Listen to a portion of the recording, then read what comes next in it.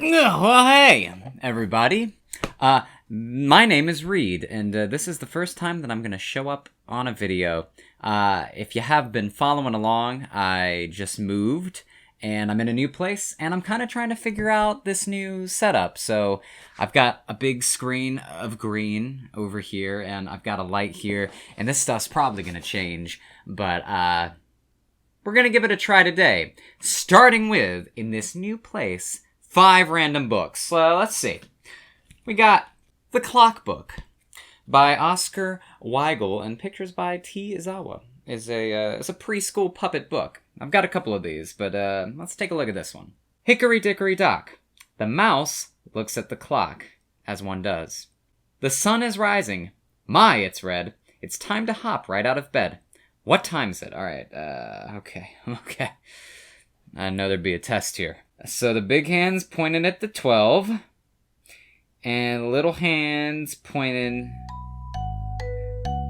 That's 7. So that is 7 o'clock, probably in the morning. Also, this was made in 1972. Isn't that cool? Look at the cute little mouse. Oh, and there's a mouse family as well. It's on the next page.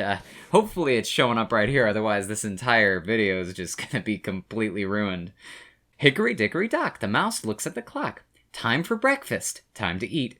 Cereals of oats, rice, corn, or wheat. Not all 3. Or 4. Ooh. What time is it? Okay, it's 8 o'clock now. You know what? I can tell time. Can you tell time? If not, well, you can probably find this book somewhere on the internet. Hickory Dickory Dock, yada yada yada. Now it's time to play outside. And perhaps go for a ride. It's not certain. What time is it? Ooh, that's... God, hold on. Just excuse me real quick. That's 10 o'clock. Man, this guy is moving fast through his day. Oh, and Mama is buying some produce. Probably locally grown, hopefully. And it's 11 o'clock. This is very punctual, these guys. Doing things on the hour, every hour. Mother takes needle and thread and sews all of her many children's clothes. What time is it? Is there a father here? Is there? I don't think there is. Oh, it's kind of sad. Oh, and also it's 2 o'clock. And there she is at 4 o'clock making food, a cake. And she looks very terrified that it's late. I don't know. Ah, there's a cake there. Look at that cake. It looks delicious. Also, I'd like to point out the incredible number of clocks that this family has in their possession. Also, there's Dad. I guess he was working. And he asks what everyone's done today. Lots of stuff, as it turns out. Hickory Dickory Dock, the mouse looks at the clock. A story to read is also fun, and so another day is done. What time is it? Look at the clock in your house. It's bedtime, isn't it? Well, no, actually it's 1:14 in the afternoon, and I'm an adult, so thank you very much. Moving on from there, we've got the Magic School Bus. Cruising on down Main Street, you're relaxed and feeling good. Next thing that you know, you see it. In the neighborhood. This amazing show / book series, if you remember, if you were growing up when I was a kid in the 90s, early 2000s, you probably had a couple of rainy school days with a substitute teacher and you watched The Magic School Bus, which, if you don't know, it's about this very sadistic teacher who takes her children on adventures, sure, but she does not get signed school trip forms for these guys.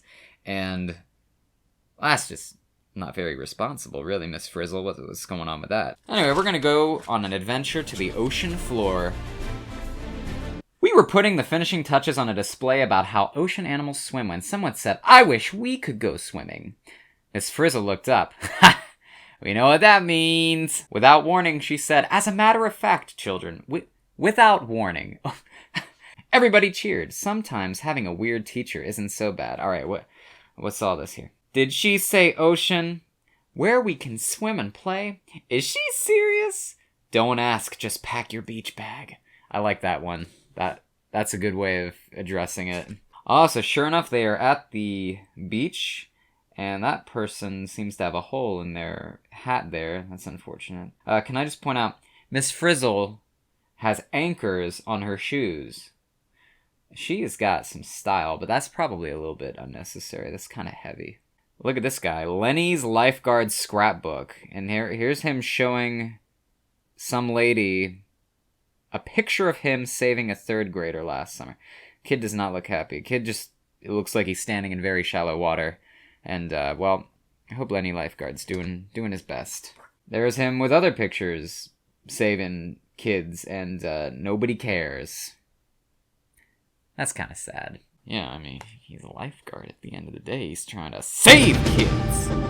And he's not even noticing that this bus of children is going right into the water.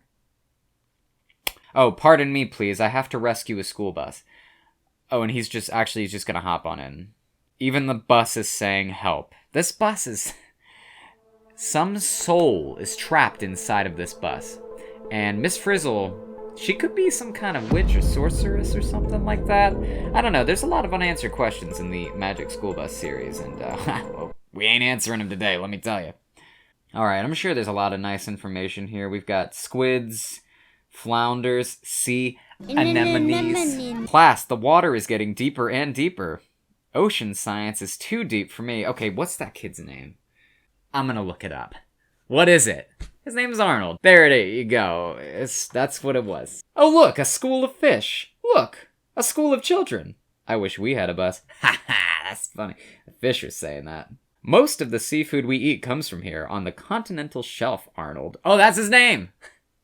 His name is Arnold. Where have I seen that scary shape before? Oh, it's that's concerning. Does the word shark mean anything to you?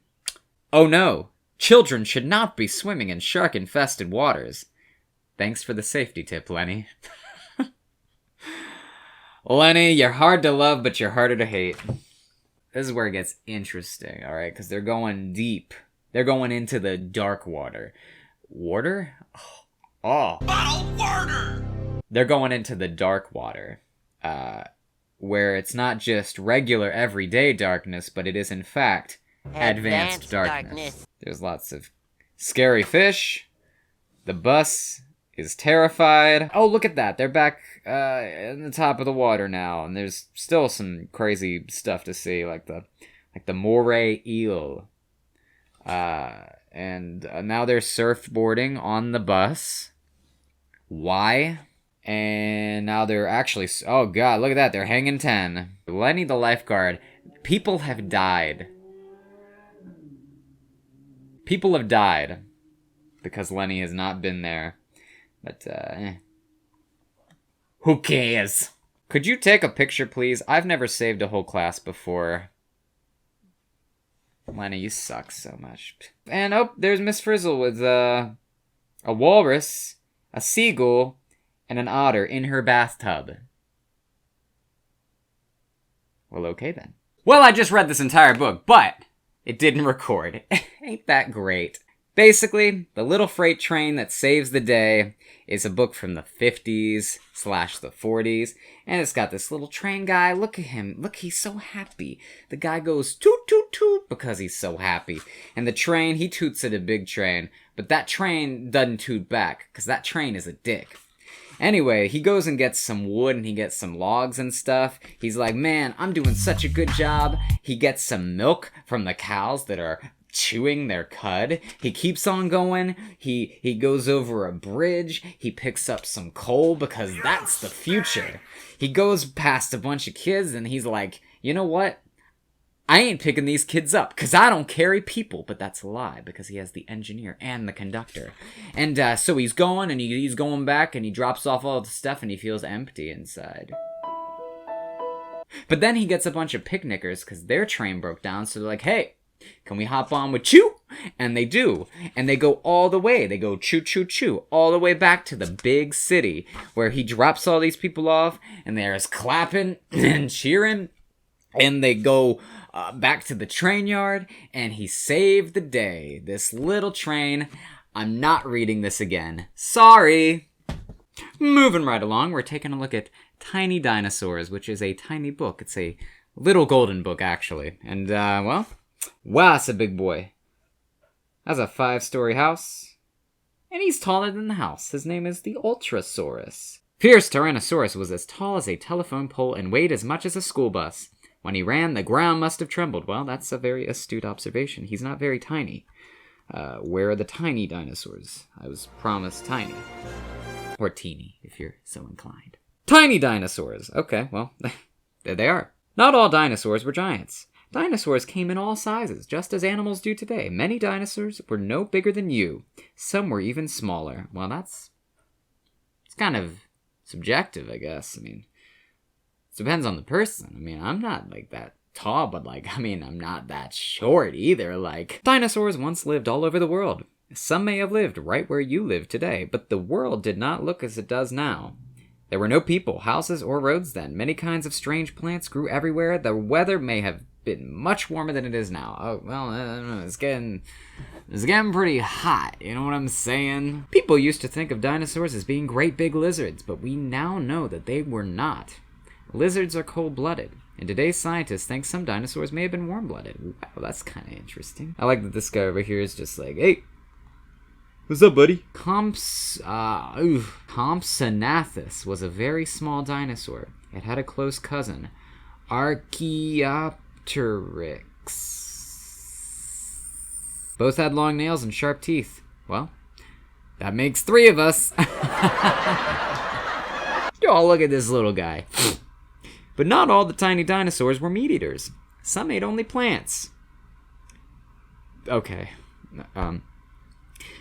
Psittacosaurus?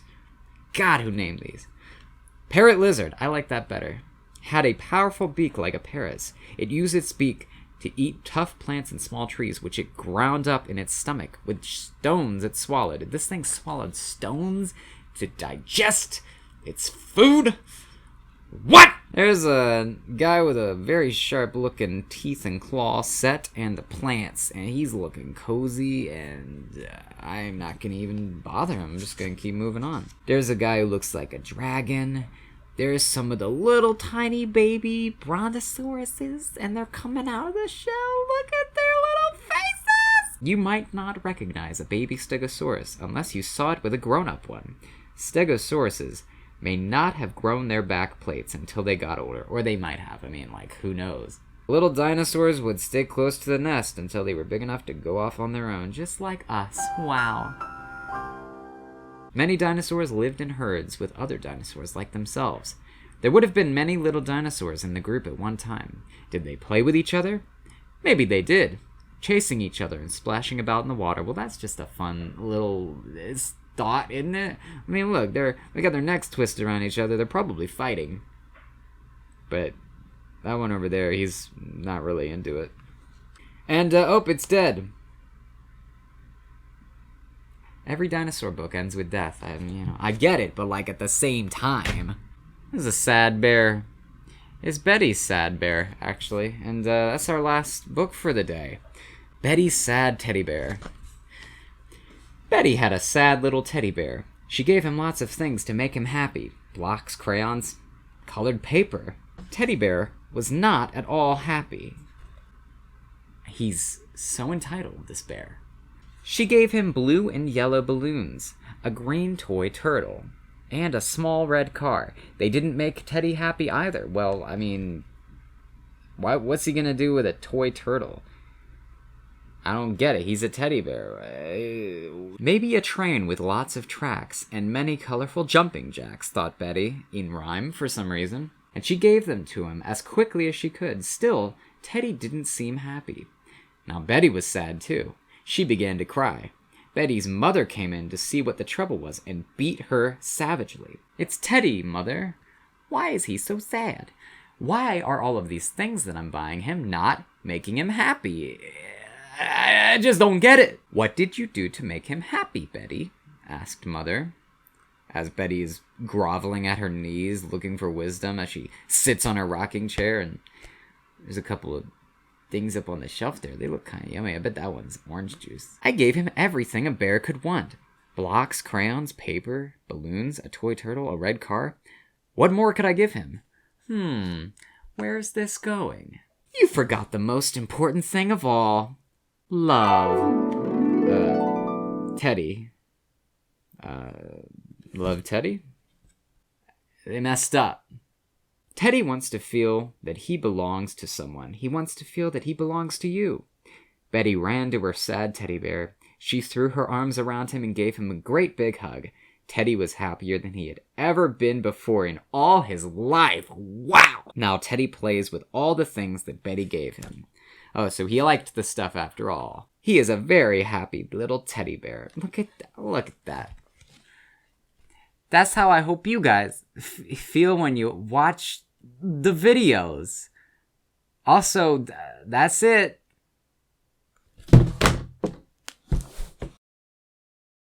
Well, that's going to do it for us today, friends. Thank you, as always, for watching, especially this new sort of video. Hopefully we'll continue in this format. I don't know, the other video could be set in space or something like that. But yes, if you'd like to see more videos here on the channel, feel free to give us a subscribe, because we will have more in the future. Also, feel free to check us out at wereedbooks.com. It's right there. You don't even have to try to think how to spell it. It's just there for you. You can also follow us on Twitter and Instagram at wereedbooks.